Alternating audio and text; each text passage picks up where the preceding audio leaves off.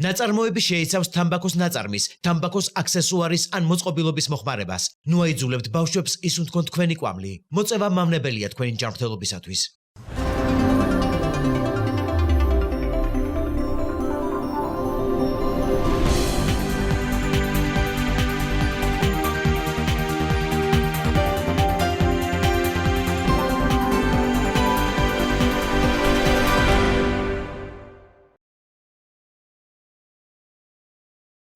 ბაქო-თბილისი-ყარსის რკინიგზის სრულფასოვან ექსპლუატაციაში შესვლამ საქართველოს რეგიონებში ახალი ეკონომიკური მოლოდინები გააჩინა.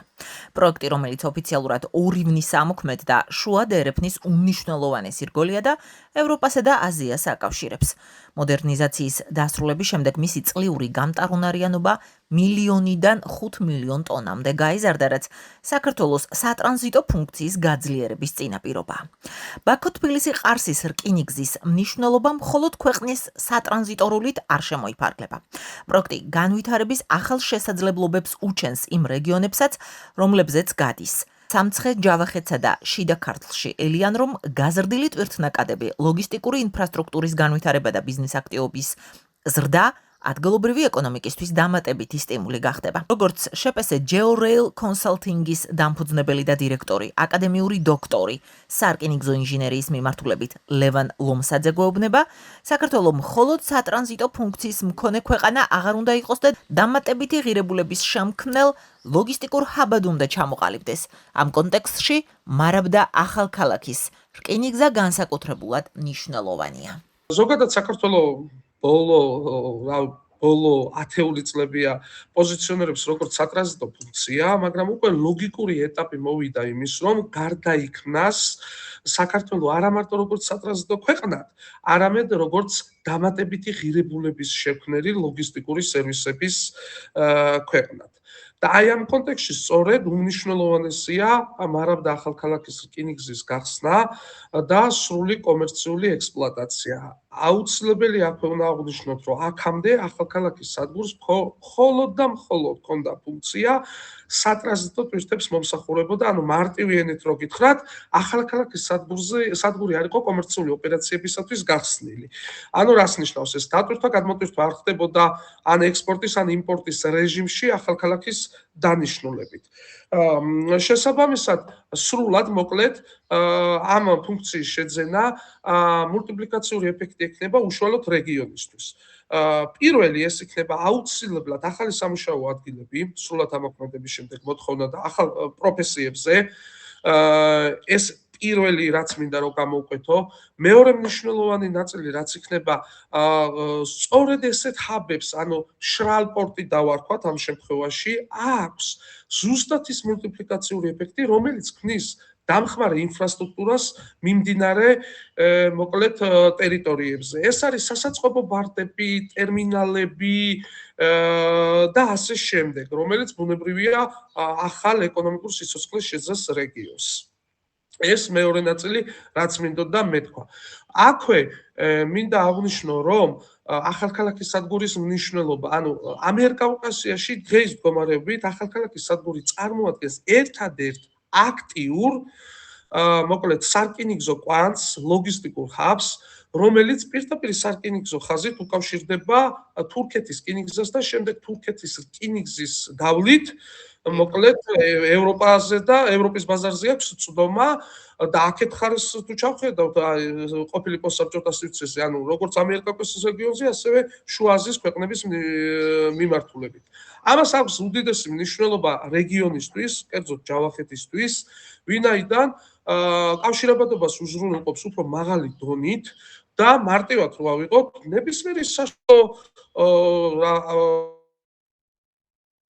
ეკონომიკურად აქტიურ საქმიანობას ეწევა, მისთვის ლოგისტიკური ხარჯების შემცირებას მნიშვნელოვნად განაპირობებს ახალქალაქის სადგურის სრულფასოვანი ფუნქციონირება. დღეს მაგალითად პირობითად ავიღოთ, თუ სარკინიგზო ტრანსპორტით შემოიტანს აღნიშნული მეწარმე, უნდა დაიცალოს ეს ტვირთი პირობითად ავიღოთ თბილისში და შემდეგ თბილისიდან უნდა მოხდეს ავტოტრანსპორტით გადაზიდვა. ან მეორე სცენარი თუ თურქეთიდან შემოაქვს პირდაპირ ავტოტრანსპორტით წამოვიდეს. აქ არ მინდა გამომრჩეს, რო არ აღვნიშნო ჯავახეთის უნიკალური ბუნება და ამ შემთხვევაში ზუსტად რკინიგზის კონკურენტული უპირატესობა რაც არის ეკოლოგიური ტრანსპორტი, ესეც აი ძალიან მოკლედ უნდა გამოვყოთ ეს ნაწილი ძალიან მნიშვნელოვანია მოკლედ რეგიონისთვის.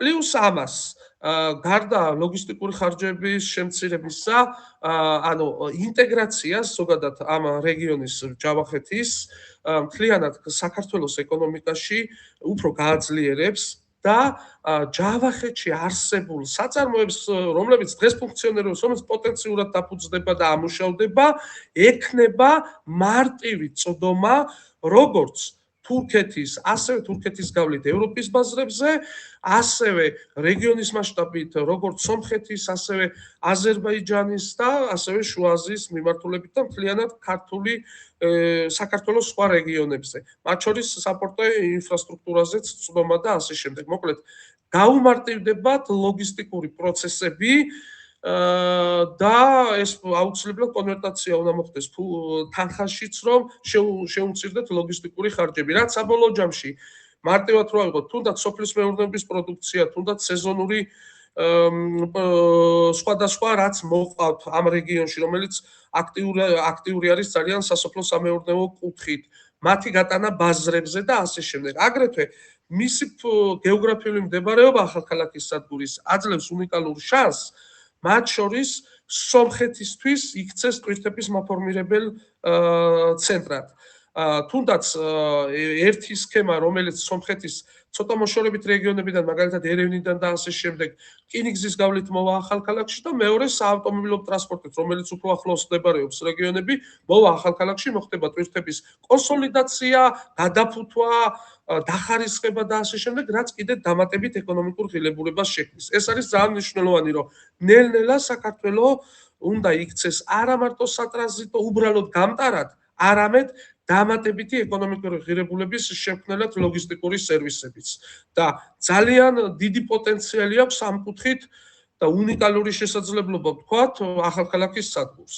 სატრანსპორტო დერეფნის კვლევის ცენტრის დირექტორის პაატა ცაგარეიშვილის შეფასებით ბაქო-თბილისი-ყარსის რკინიგზის სრული ამოქმედების შემდეგ ახალქალაქის სადგურის ადგილობრივი ბიზნესისთვის გახსნის ალბათობა მაღალია, რაც ჯავახეთის რეგიონის ეკონომიკურ განვითარებას მნიშვნელოვან ბიძგს მისცემს. მისი თქმით, ადგილობრივი ტვირთების გადაზიდვამ შესაძლოა წლიურად 100-150,000 ტონას მიაღწიოს, ხოლო სომხეთის სატრანზიტო ტვირთების დამატების შემთხვევაში საერთო მოცულობა 500-600,000 ტონამდე გაიზარდოს. ცაგარეიშვილი აღნიშნავს, რომ დღეს რკინიგზა საკუთარი შესაძლებლობების 10%-ზე ნაკლებით გამოიყენება და არსებული ტექნიკური პირობებით მისი გამტარუნარიანობა წელიწადში დაახლოებით 2 მილიონ ტონას შეადგენს. მისი შეფასებით, სომხეთის ტრანზიტის, ჯავახეთის ტვირთების, თურქეთის მიერ ტარიფების შემცირებისა და ჩინეთიდან საკონტეინერო გადაზიდვების ზრდის ფონზე ტვირთბრუნვამ საწყის ეტაპზე შესაძლოა 1,200,000 ტონას მიაღწიოს, რაც მარშრუტის ფინანსური მდგრადობისთვის საკმარისი იქნება.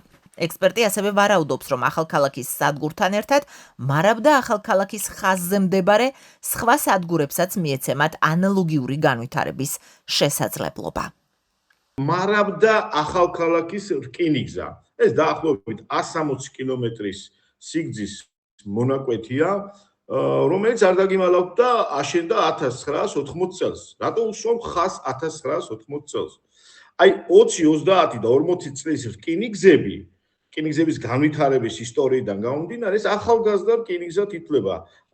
ფაქტიურად 80-იან წლებშია აშენებული და მისი აშენება განპირობებული იყო პირველ რიგში რეგიონის, სამცხე-ჯავახეთის რეგიონის განვითარების კუთხის თვალსაზრისით.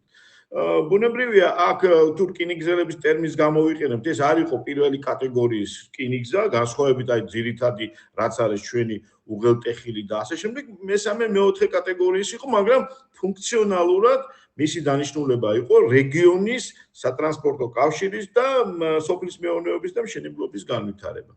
ბუნებრივია, ეს რკინიგზა, როდესაც აშენდა და უკვე 2007 წელს მოხდა ამ რკინიგზის გადაკეთება და ახალი 27 კილომეტრიანი ახალი მონაკვეთის, საუბარია ახალქალაქიდან თურქეთ-საქართველოს საზღვრამდე ახალი რკინიგზის აშენება, ხაზი მინდა გაუსვარო, ეს არის ევროპული სიგანის ლიანდაგი, მარაბდა ახალქალაქი არის საბჭოთა, ეგრეთ წოდებული რუსული, საბჭოთას ხმარობთ ხოლმე ლიანდაგი, ერთი ფართია, მეორე უფრო ვიწროა.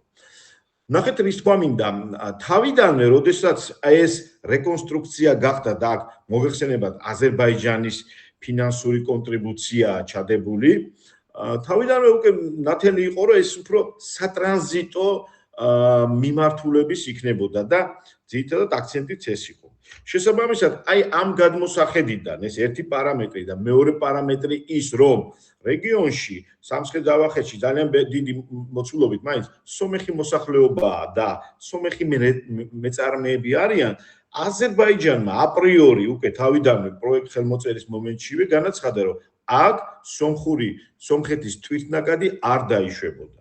ბუნებრივია ეს ქართული მხარისთვის ეს უარყოფითი მომენტი იყო, იმიტომ რომ მისი რკინიგზის დატვირთულობას აი გარკვეულწილად ეს ნაკადი ჩამოაგდა. აქ საუბარია რეგიონის თვითნაკადზე და სატრანზიტო თუნდაც სომხეთიდან გამდინარე ნაკადზე. ბუნებრივია ყველასათვის ცნობილია, რომ ბოლო წელიწადში დიამეტრალურად შეიცვალა მდგომარეობა და აზერბაიჯანის, სომხეთი, თურქეთს შორის გარკვეულწილად სტაბილიზაცია მისცა ბიძგი, რომ აბსოლუტურად სხვა გადაწყვეტილებები ყოფილიყო მიღებული. 2017 წელს გახსნილი და სასტარტო რეჟიმში მომუშავე რკინიგზა უკვე აი ამ თვის პირველ დეკადაში მოხდა უკვე ოფიციალურად გახსნა და აი აქ არის ძალიან მნიშვნელოვანი, რომ აი ამ გახსნამ მისცა ბიძგი იმისა, რომ გარდა სატრანზიტო თვითნაკადების მომსახურებისა წარმოიშვა შანსი და წინაპირობა იმისა, რომ ახალქალაქის სადგური გადაიქცეს საკვანძო, ასე ვთქვათ, რკინიგზის სადგურად, სადაც გარდა სატრანზიტო ნაკადის გატარებისა შესაძლებელი იქნება ჩატვირთა გადმოტვირთვის ოპერაციების განხორციელება. მოდით კარგად რომ წარმოვიდგინოთ ლოგისტიკური კვანძი აი ამ საკითხის.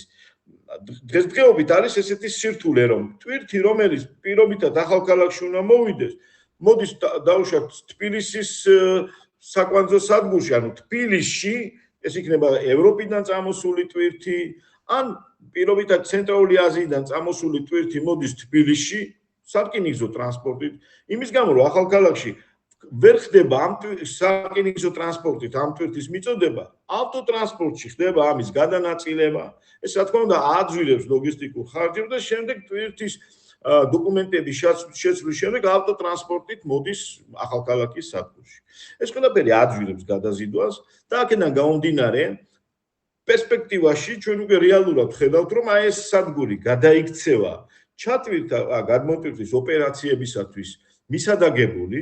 აქ მინდა ერთი ჩაღმოვებას გავაკეთო, როგორც კი ეს ნიუანსი ამოქმედება და მიეცემა ადგილობრივი ტვირთების დამუშავების შესაძლებლობა, რა თქმა უნდა, მის ზურგს უკან და თქვენ ტერიტორიულად თუ დააკვირდებით, სურათები არის ახალქალაქის სადგურის, ის არის ცარიელ ტერიტორიაზე განთავსებული და აბსოლუტურად შესაძლებელია, რომ ლოგისტიკური სხვადასხვა შესაძლებლობები, სასაწყობო მეურნეობები განვითარდეს და ზუსტად ეს არის იდეაში ახალქალაქის სადგურის ლოგისტიკური კვანძად გადაკეთების პირველი ნაბიჯი.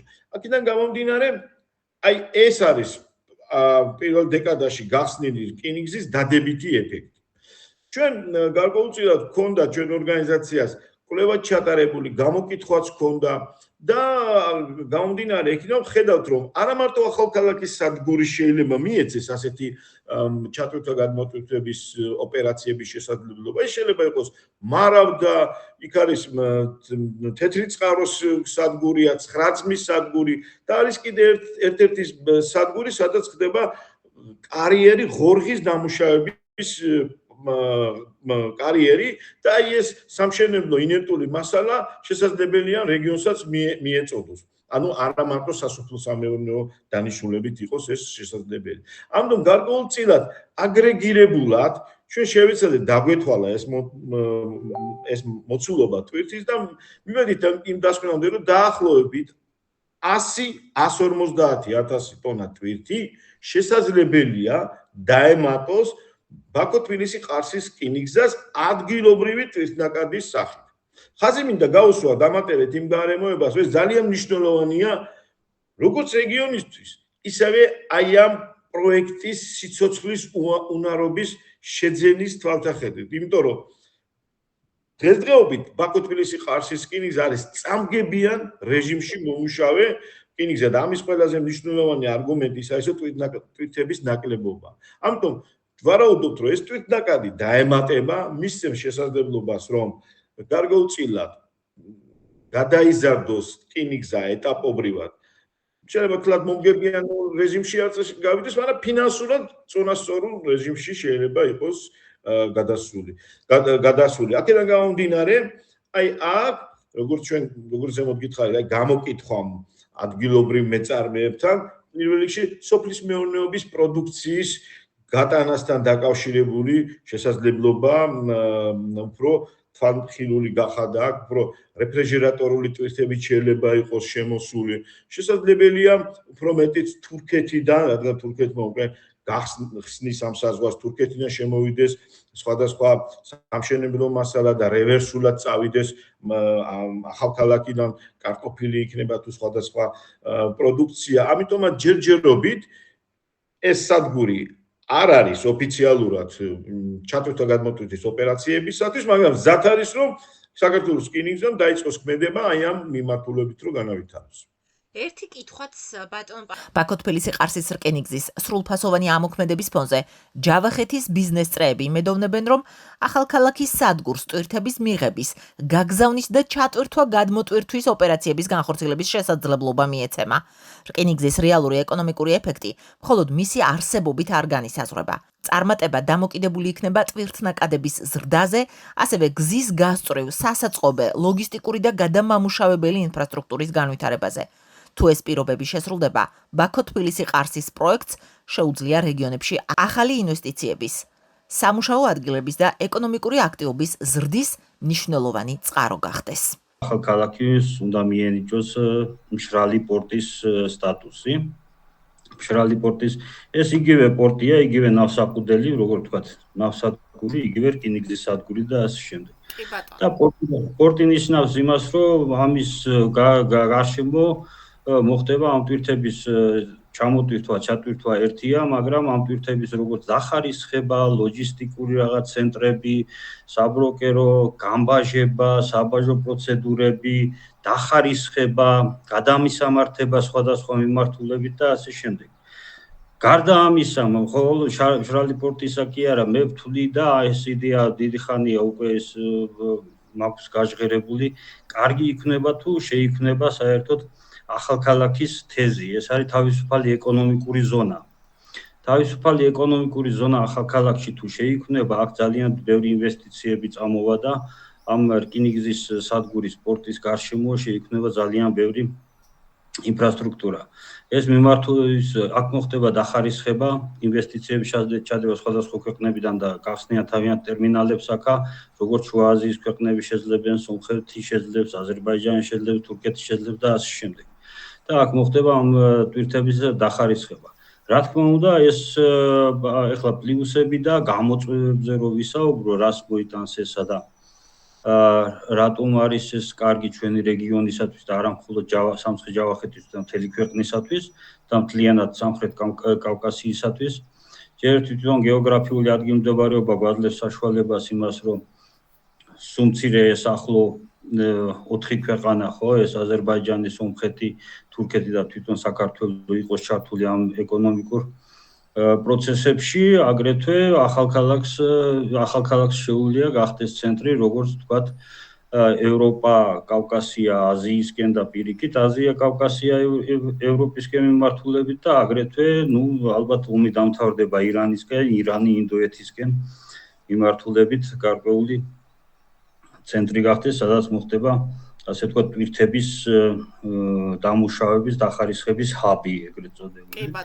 ეს თავისუფალი ეკონომიკური ზონა, თეზი, ეს ვფიქრობ, რომ აუცილებელია და სასწრაფოდ არის მოსაფიქრებელი, რომ საქართველოში გაკეთდეს, იმიტომ რომ შეიძლება იგივე ყარსმა გააკეთოს, თურქეთმა ყარსში გააკეთოს, ან აი მომავალში უკვე გიუმრიში გაიხსნას და სომხეთმა მოიფიქროს და მაგათმა გააკეთოს.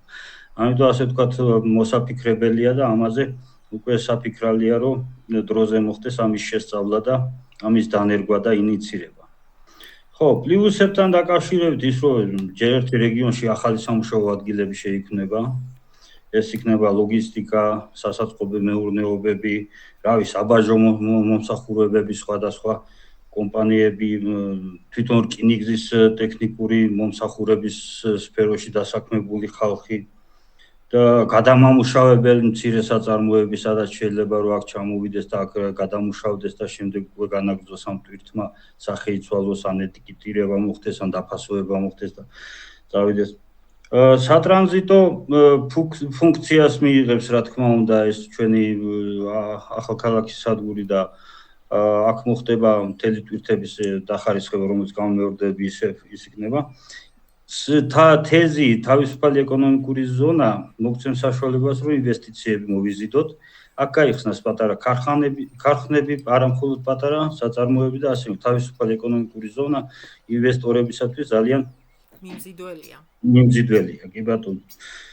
სოფლის მეურნეობის მხარდაჭერა იგივენაირად, აი, გქონდა რამოდენიმე შემთხვევა, ეს ჩემი მეგობრებს თქვათ, კარტოფილის წარმოებისათვის უნდათ იტალიიდან სასუქის შემოტანა, მაგრამ ეს ერთი ჯერი გადაწყვიტეს, რომ უნდა შემოეტანათ რკინიგზით, მაგრამ სამწუხაროდ ისე მოხდა, რომ ახალქალაქის სადგურს გაივლიდა ესა, ჩადიოდა თბილისში, გადმოიტვირთებოდა იმ ეგრეთ წოდებული სატვირთო მანქანებზე და მერე მოდიოდა ეს თვითღირებულებას, რა თქმა უნდა, ზრდის და მეორე მხრივ თვითონ ადგილობრივი წარმოების, თუნდაც კარტოფილი, თუნდაც მესაქონლეობის, თქვათ,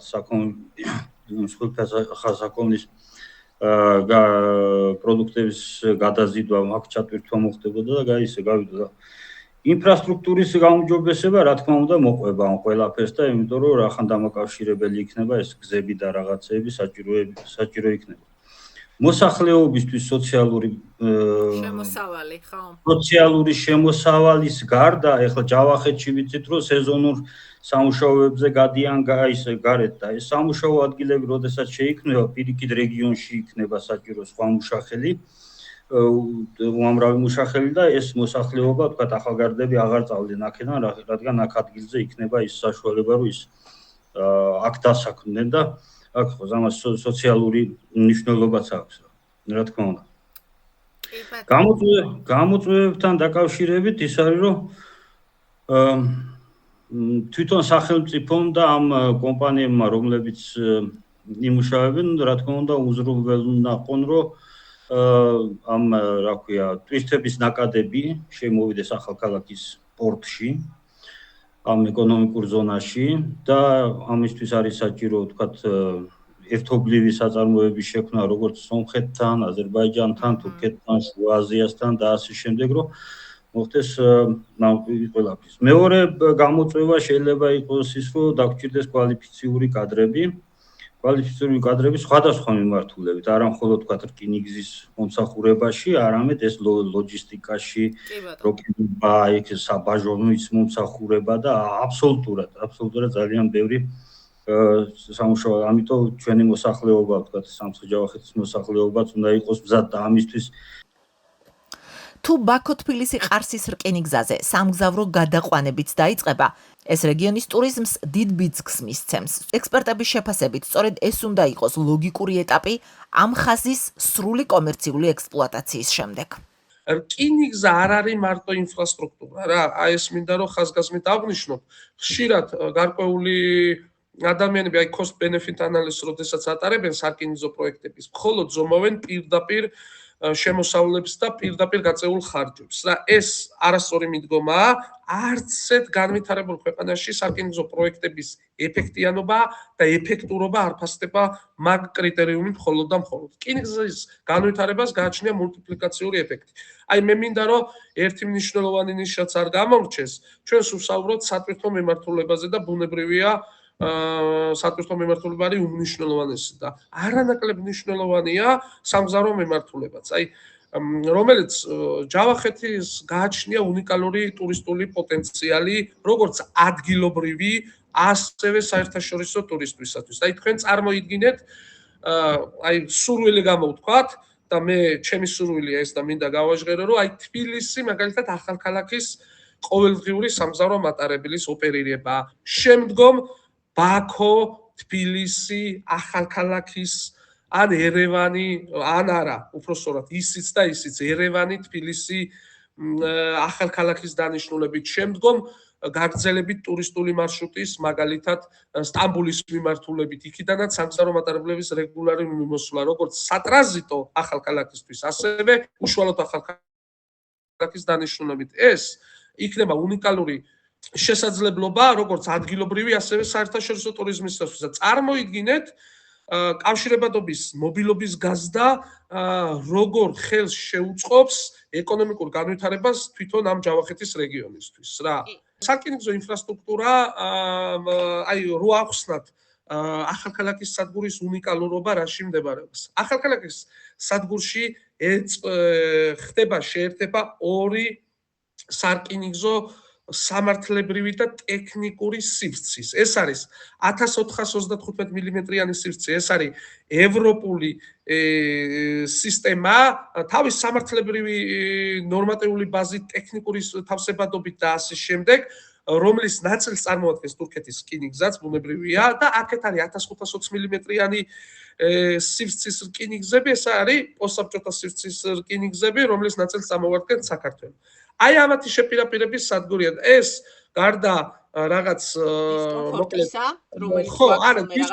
გამოწვევებისა, რომელიც ტექნიკურად დაძლევადია და ახალქალაქის სადგურს სულად შეუძლია, ახალქალაქის სადგურში მოწყობილია სამგზავრო მიმართულებით, მოკლედ, სამგზავრო ვაგონების წყვილთვლების ავტომატურად შეცვლის სისტემა, რომელიც კი არ ხდება, მოკლედ, ურიკების შეცვლა, არამედ სამგზავრო მატარებელი შესაბამისი ტექნიკური აღჭურვილობის შემთხვევაში ავტომატურად გადადის 1425 მმ-დან 1520 ან პირიქით. ან ეს სამგზავრო. სამგზავროს და ხოლო არ არის ეს ჯერ. არა, ეს დამონტაჟებული არის, ფუნქციონირებს. ისიც არის ეგ? არა, პრინციპი არა, სამგზავროზე ვარ. ახლა სატვირთოს რაც შეეხება, სატვირთოზე გვაქვს ორი ოფცია, ასე ვთქვათ. ერთი, როდესაც ხდება სამგზავრო ვაგონების აწევა შესაბამისი ტექნიკური მოწყობილობებით, გამოგორება ურიკების და შესაბამისი სიგანის ლიანდაგისზე ადაპტირებული ურიკების შეგორება და ასეთი კონცეფციით გადაზიდვის წარმოება და მეორე, როდესაც ხდება უშუალოდ ვაგონიდან ვაგონში ტურისტების გადატვირთვა. აი საკონტეინერო გადაზიდვებში მარტივად რო წარმოვიდგინოთ, თურქეთიდან შემოსული მატარებელი, სატვირთო მატარებელი დგება, გვერდზე უდგება აქეთ 1520 მმ-იანი სიგრძის სიგანის ვაგონები და ხდება კონტეინერის აღება იმ ვაგონიდან და გადმოტვირთვა გვერდით მდებარე ვაგონზე. რომელიც მოკლედ ეს არის ესეც დამატებითი ღირებულება არის. ბუნებრივია უფასო ვერაფერი ვერ იქნება და ზუსტად აი ეს უნიკალური შესაძლებლობა რაც აქვს მოკლედ ამ სადგურს აი აქაც დამატებითი ღირებულების სერვისი იქნება, რასაც ქვია გადატვირთვა, ტვირთების დამუშავება, ურიკების შეცვლა და ასე შემდეგ. ანუ ესეც არის ერთ-ერთი მნიშვნელოვანი კომპონენტი, რომლის გარეშეც ამ 1425 მმ-ის რკინიგზის და 1520 მმ-იანი რკინიგზის შეპირაპირება ვერ ხორციელდება.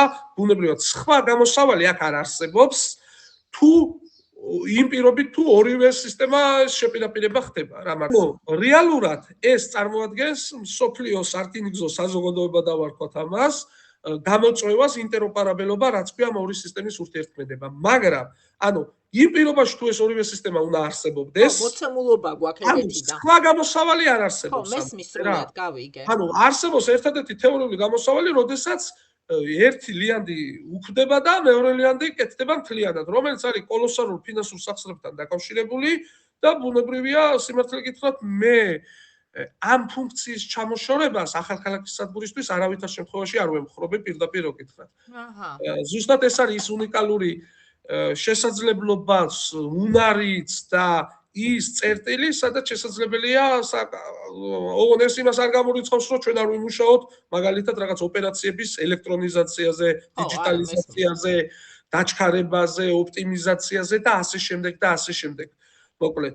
აი ეს არის და რა ვიცი, ახლა სამგზავრო სადგური ის ვახსენეთ, სამგზავრო მიმოსვლის აღდგენა და ეს კავშირებადობას როგორ უზრუნველყოფს, ხო წარმოგიდგენიათ რეგიონი როგორ გააქტიურდება და რა ვიცი, ახლა ერთი აღნიშვნის ღირსი ახალქალაქში მდებარე სამგზავრო შენობა, ეს ვაგზლის შენობა, მოკლედ, რომელიც გერმანელი არქიტექტორის მიერ არის დაპროექტებული და მართლა შედევრს წარმოადგენს პირდაპირ მნიშვნელობით. ჩვენი ლოგიკური მიდგომით, ანუ გაიხსნა უკვე მარავდა ახალქალაქი და სრულად უნდა ჩაიბას და ემევა მოკლედ კომერციულ ექსპლუატაციაში და შესაბამისად შემდგომი ნაბიჯი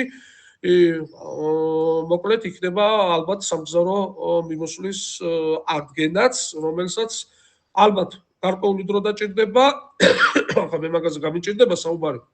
ამ ეტაპზე არც მას უფლებამოსილება გამიჭირდება, მაგრამ საბოლოოდ სურვილის დონეზე შეგვიძლია ვთქვათ, რომ ეს იქნება უნიკალური შესაძლებლობა ქვეყნისთვისაც და უნებრივია ჯავახეთის რეგიონისთვისაც სასწაულად. აღდგენაო ამბობთ და ადრე იყო ეს სამგზავრო ამბავი აქ?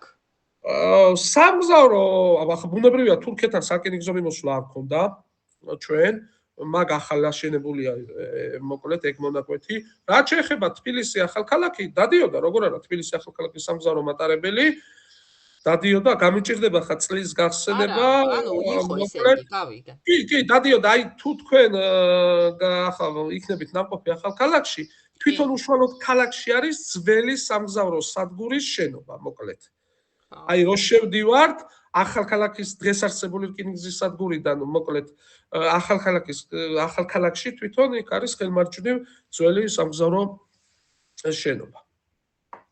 გით ბატონო, მადლობა დიდი დაგემშვიდობებით, სულ ეს არის. მადლობა დიდი ესეთი ამომწურავი ინტერვიუსთვის, როგორც ყოველთვის.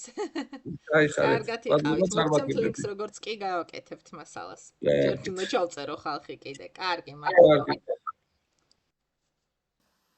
ექსპერტების შეფასებით ბაქო-თბილისი-ყარსის რკინიგზის სრულფასოვანი ამოქმედება მხოლოდ სატრანზიტო ფუნქციის გაძლიერებას არ ემსახურება. ახალქალაქის სადგურის და მარაბდა ახალქალაქის მონაკვეთის პოტენციალის გამოყენებამ შესაძლოა რეგიონს ახალი ეკონომიკური შესაძლებლობები გაუხსნას, გაზარდოს ტვირთბრუნვა, გააძლიეროს ადგილობრივი ბიზნესი და საქართველოს ეტაპობრივად უფრო მაღალი დამატებითი ღირებულების მქონე ლოგისტიკურ ცენტრად აქციოს.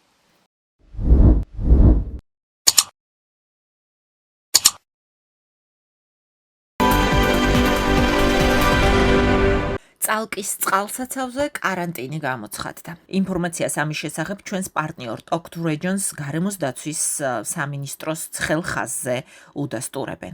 კარანტინის გამოცხადებაზე თავდაპირველად განაცხადა წყალსატევის ლიცენზიანტმა კომპანიამ, რაც მოგვიანებით უკვე გარემოს დაცვის სამინისტროს ცხელი ხაზის ოპერატორმა დაადასტურა, მხოლოდ მას შემდეგ, სხვა შორის, რაც Talk to Regions წარმომადგენელი ცხელი ხაზის ოპერატორს როგორც მეთევზე ისე გაეცნო და კითხვებით მიმართა. ცხელხაზზე განმარტეს, რომ წყალსაცავზე კარანტინი თევზის დაავადებების გამო არის გამოცხადებული, თუმცა რავადით ამას ვერ ამბობენ.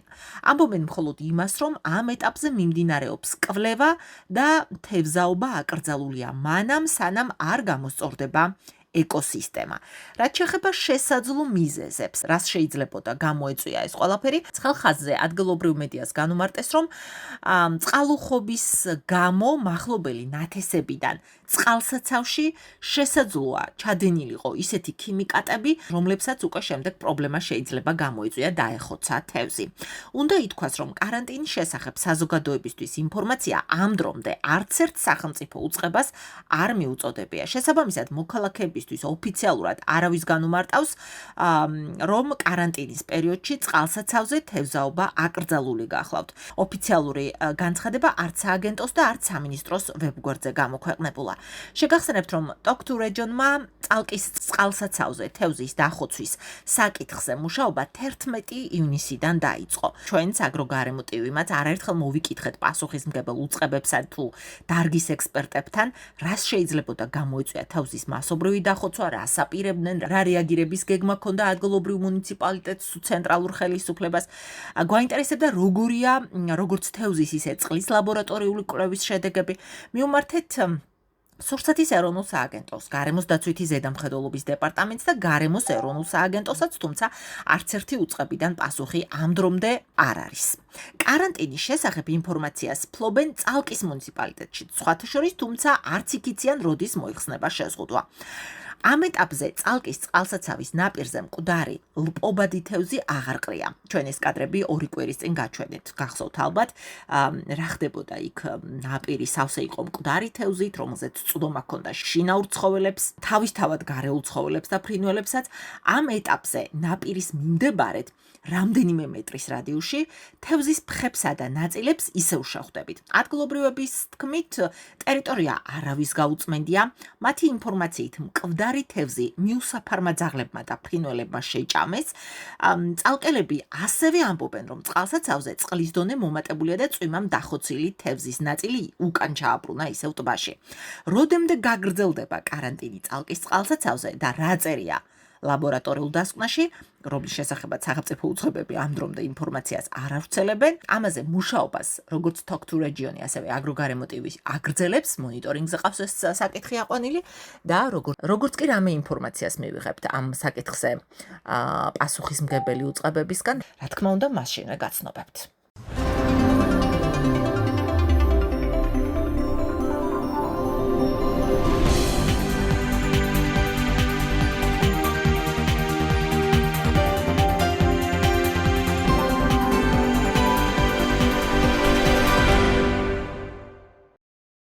ნაწარმოები შეიცავს თამბაქოს ნაწარმის, თამბაქოს აქსესუარის ან მოწყობილობის მოხმარებას. ნუ აიძულებთ ბავშვებს ისუნთქონ თქვენი კვამლი. მოწევა მავნებელია თქვენი ჯანმრთელობისათვის.